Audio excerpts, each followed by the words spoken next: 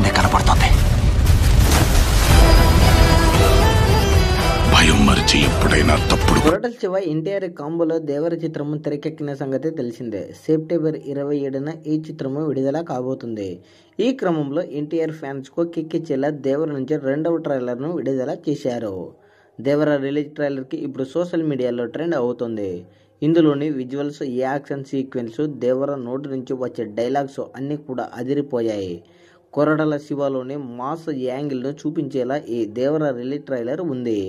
భయం పోవాలంటే దేవుడి కథ వినాలా, భయం అంటే ఏంటో తెలియాలంటే దేవర కథ వినాలా, దేవర అడిగినాడంటే చెప్పినాడని అర్థం అంటూ ఈ ట్రైలర్లో ఉన్న డైలాగ్స్ వింటే దేవర స్థాయి ఏంటో అర్థమవుతుంది. భయానికి పర్యాయపదంలా దేవరను చూపించబోతున్నాడు అని అర్థం అవుతుంది.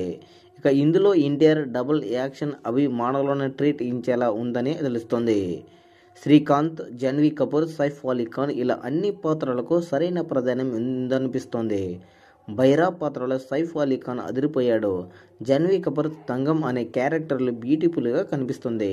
కాకపోతే ఈ ట్రైలర్లను బట్టి చూస్తుంటే మొదటి పార్ట్లో జాన్వీ కపూర్కు అంత ఇంపార్టెంట్ లేదనిపిస్తోంది. దేవర మీద ఇప్పుడున్న హైప్ గురించి ప్రత్యేకంగా చెప్పాల్సిన పని లేదు.